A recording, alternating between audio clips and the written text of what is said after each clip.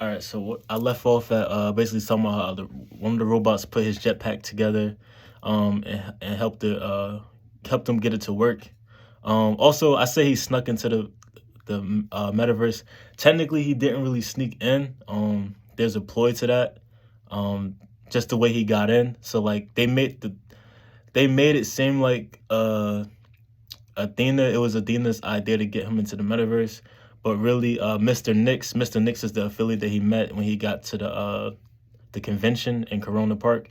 Um, Mr. Nix was in on it. He just it's certain things that he do throughout the movie and that he plays the certain character that they want him to play. Um, so the way he carries himself, the certain reactions he has, you just have to pay attention to certain reactions, and then you'll see what I mean in terms of the character that they're trying to portray with him. Um, yeah, what else did I get into? Okay, so then basically, long story short, so once he's into the metaverse, they basically milk him for his different ideas and shit like that. So that's just portraying that the metaverse, because basically you the viewer, your representation of Casey, Frank, and Casey's dad. I can't remember what was Casey's dad. I think his name was Eddie. He's played by Tim McGraw. Um, so yeah, that's just you guys. So they're basically just saying all the gold mines that come up with ideas on like basically creating new apps, creating new communities, anything creative wise that's internet based is gonna be you guys, and you guys are just gonna be used to build the system. Um, so then we're gonna go into let's see. All right, so Casey, I wrote notes on this so because I could ramble. So I put notes in my phone just so I could like see what to go off of. Um, but yeah, go Maya. All right. All right, so basically, after all that happens and they milk him for his ideas, the movie switches over to Casey. So you starts to see Casey, what she's rebelling against. Basically, she's trying to rebel against her dad in a way, but not really. It's like she got her own teenage life going on, but that's besides the point. The main point, like they emphasize, like she's trying to sneak into NASA to stop them from, I guess, destroying the space station or something like that. Basically, they just portray that she's a smart person. She's someone who fights for someone with a lot of passion. They basically found someone with a lot of passion. She got arrested. Basically like doing something that the normal teenager wouldn't do, but she went that far to fight for a belief. So she got the attention of Athena, and Athena, the robot from before that, technically recruited Frank. Um, so yeah, so she recruits Casey because people with passion, people that's passionate about beliefs, things like that. Um, they want that on the internet. They want people, whether it be in the entertainment sector, whether it be in the education sector, anything like that. They want you to bring those passions and that creativity online to help them build a new world. So that's why she was a target. Um, so basically, they recruit her, um, but it's an indirect recruitment. So basically, this recruitment plays out. She finds a coin in her.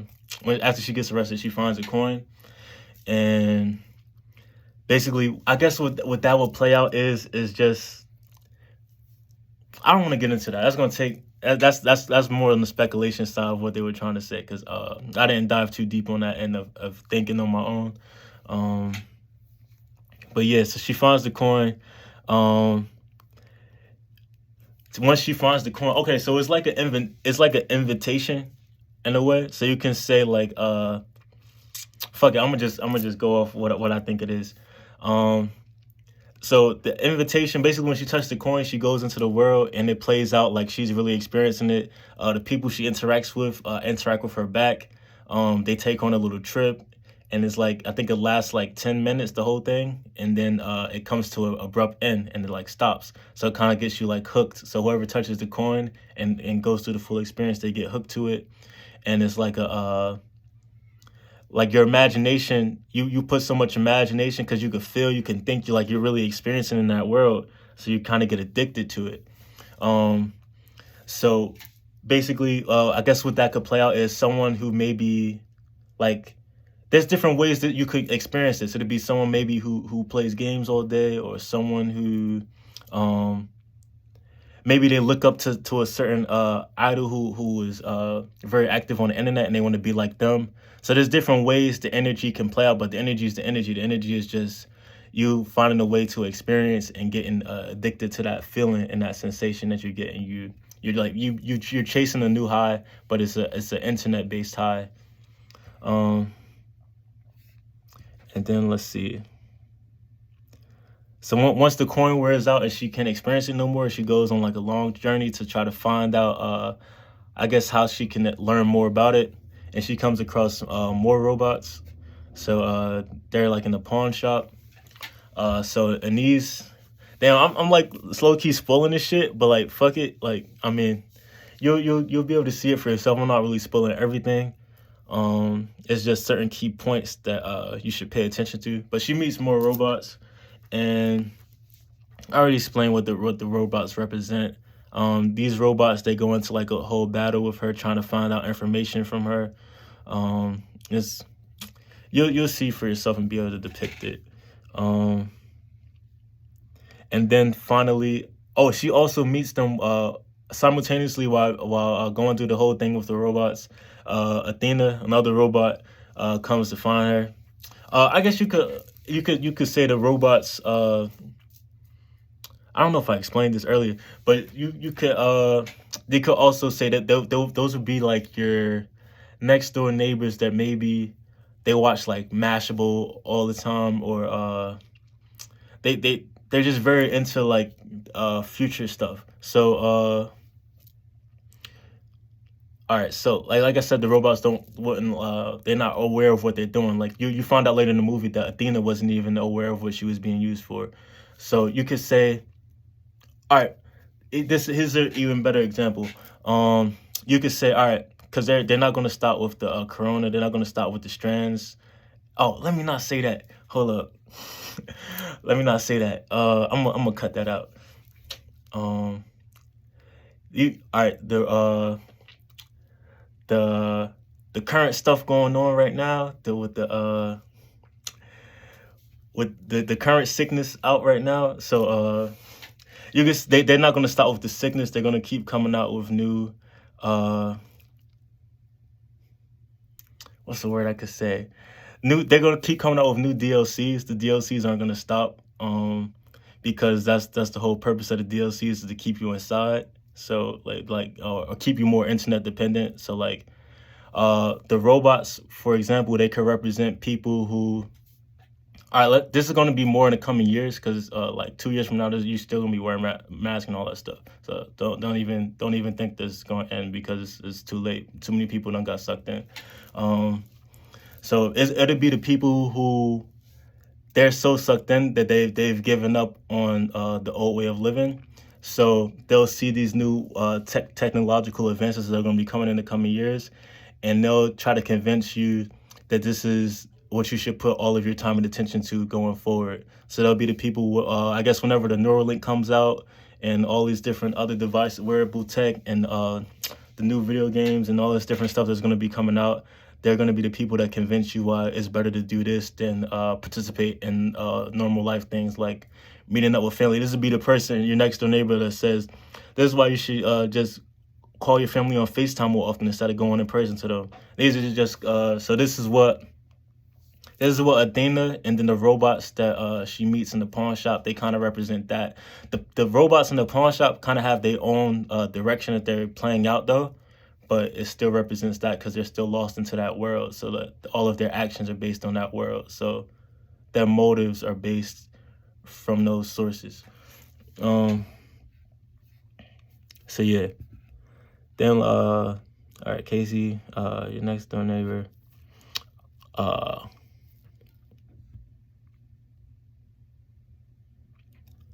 right, so then Athena, the she takes Casey to meet Frank. Frank is older now, so he turns into like this older bitter man.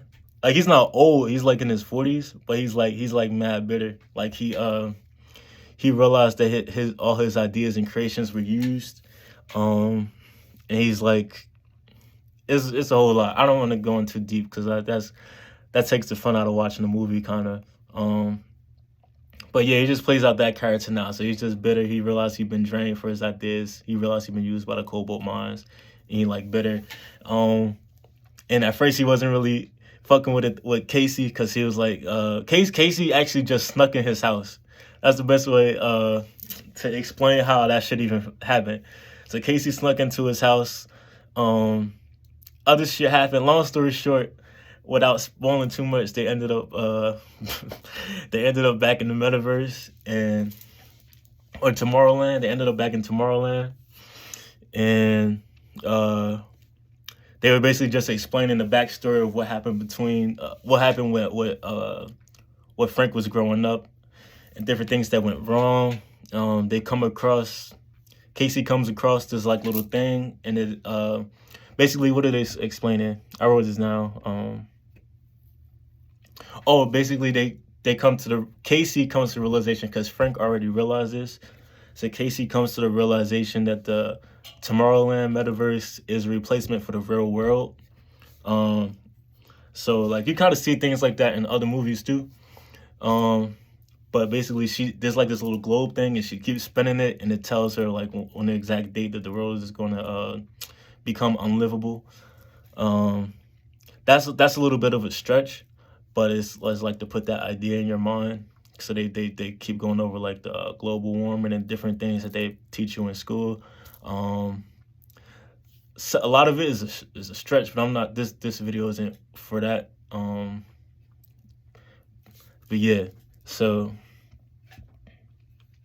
what else did I put? Oh yeah, so when she finds out that it turns into like a little battle. Long story short, because Casey's like, wait, if you guys know, like this is basically like you finding out. So if you find out, you finding out like, oh wait, the world's ending. This is a replacement for the world. Wait, why isn't everybody coming here now? Why isn't everybody doing this now? So she's basically been sold on why she should bring her life to the metaverse.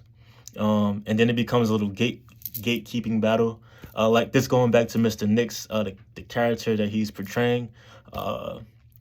It's when you watch it, it might take you multiple times depending on how familiar you are with this kind of stuff. But when you really watch it, it wasn't really a battle. It was just to portray like a sacrifice being made. So it's basically saying that it's basically to create value. So things with value require sacrifice in many ways. So it's just saying that a great sacrifice was made. So you'll see the how the battle turns out and things like that. And then basically after the battle happens, they start recruiting again. So like Casey is now she now becomes a recruiter, and she's just basically helping recruit basically figureheads that's in the physical system. So that'd be like your doctors, lawyers, people in the different sectors that maintain the world. So that'd be like entertainment, education, religion, politics, the news. Like you can even see like how the news channels are on YouTube now. So before, like you would never think you would, like maybe 10 years ago, someone told you that CNN and all of them would be on the news. Would be on YouTube, and you'll be able to watch everything on YouTube. You probably would think they were lying, and here we are. And if someone told you that 10 years ago, someone told you wouldn't be in church anymore, you would be following your pastor if you're into a religion, or your spiritual guru. You'd be instead of going to their practice or church or sanctuary, you'd be doing all that online now. You probably think they were crazy, but yeah, here we are. If someone told you you would be taking your kids, you wouldn't have to take your kids to school anymore. It would be normal to be homeschooled and take all your classes online. You think they're lying, but here we are. But I'm not going to go into every sector with that. Um, but yeah, long story short, they just showing you how they started bringing each sector onto the internet, onto the metaverse, and bringing that framework structure and making it work online. So like basically, they're just telling you everything is going to be internet dependent and circumvent of the internet. Um, and basically, and yeah, basically that's it. So it's just another reiteration that you're going to be building the metaverse. So whatever you do, whatever field you're in, they're just letting you know that you're gonna have to bring that to the internet if you want it to be sustainable. And that's your Tomorrowland. In short, in this short summary, if there's any points I missed, or not that I missed, but like anything that you may have noticed that you felt was also significant, you can leave that in the comments.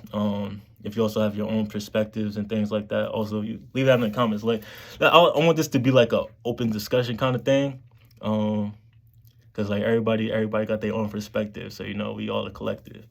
But yeah, definitely check out Tomorrowland. If you haven't, it's a pretty dope movie, I guess you could say. Well, you know how Disney be. Yeah.